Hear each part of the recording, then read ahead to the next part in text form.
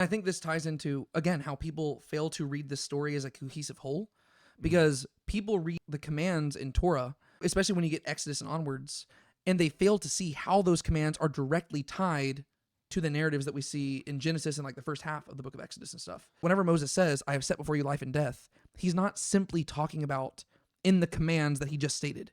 He's saying, not only have I set before you life and death in the sense of I've told you the difference, he says, I have showed you what it practically looks like. Adam and Eve, life and death was set before them, they chose death. Humanity, life and death was set before them, they chose death. Noah chose life, and he lived.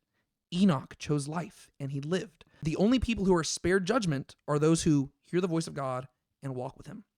And so if you're an ancient Israelite dwelling in the wilderness, you're in the plains of Moab, you are looking across the Jordan River into the promised land, Moses is about to die.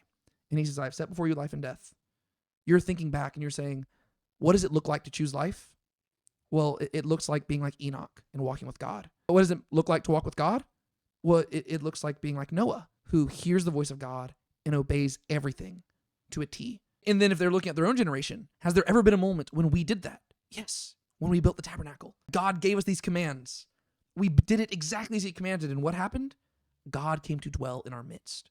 And now he's currently with us. He's going to lead us into the promised land. What Moses is saying is, okay, you've seen this both in your history and in your personal experience.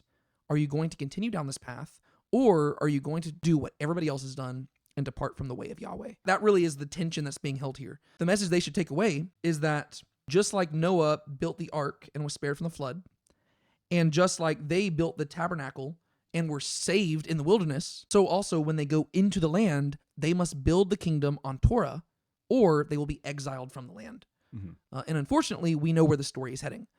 Because by the time you get to the end of the Hebrew Bible, they have gone through exile, they have come back, but even when they come back and rebuild, it's not like it once was. The Hebrew Bible in many ways ends on a very bummer of a note, because basically all the bad things that Moses said would happen if they chose death, it has happened. The way that the Hebrew Bible ends, if you're drawing like a parallel, it kind of ends with the Israelite people in the ark floating atop the waters, and the waters aren't receding. It's almost like they're just looking and they're saying, what have we done? They're waiting for the metaphorical dove to fly out and find a resting place. And then you flip to the New Testament, and then you have Jesus saying, come to me, all who are weary and heavy laden, and I will give you rest. Yeah. And so he like shows up, and he actually is the one who's offering them the true rest that Noah himself could not offer.